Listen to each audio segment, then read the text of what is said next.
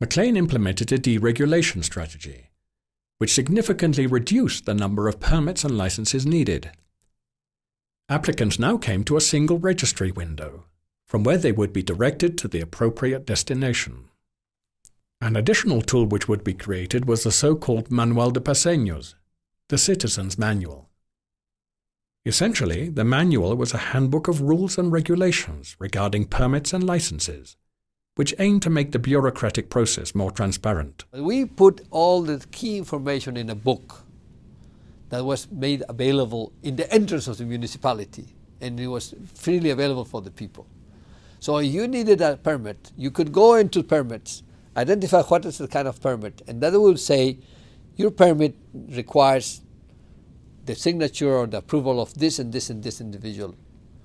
And it will take so many days and will cost so much. Now, if you were asked to wait longer, to pay more, or to go to more people, you can always ask. And we had an office to receive all the complaints about that. But basically, you need the information. And in the small and in the large, the more information you provide, less opportunities for corruption exist. The Manual de Paseños made the corrupt services of the tramitadores obsolete, and they were banned from City Hall. One area of deregulation involved the outsourcing of a great deal of the construction permitting process. Instead of city employees, who had often been bribed, private architects would now review and approve construction plans for all but the largest construction projects. The new designation of CPA, Certified Public Architect, was created.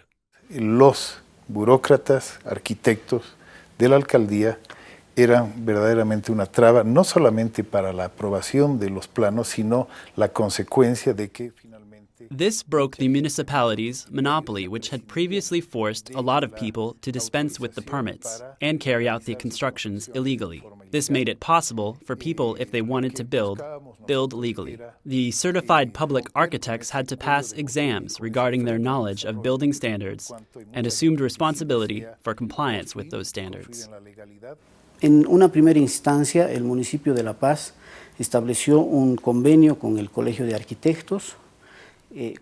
At the time, the La Paz municipality established an agreement with the College of Architects by which a significant number of professionals who wanted to participate in the process were evaluated. 72 architects, 5 engineers, and 7 construction companies were licensed, entrusted with developing the process of urban certification and approval of building plans. This, in fact, created a market mechanism for permits. The procedure was very simple, because the user didn't need to go to the La Paz City Hall to apply for his urban certification. All he had to do was go to the licensed architects, who we called urban notaries. They completed all the formalities on behalf of the municipality. By the end of the reform in this area, the process of obtaining permits and licenses was simplified, more transparent, and efficient.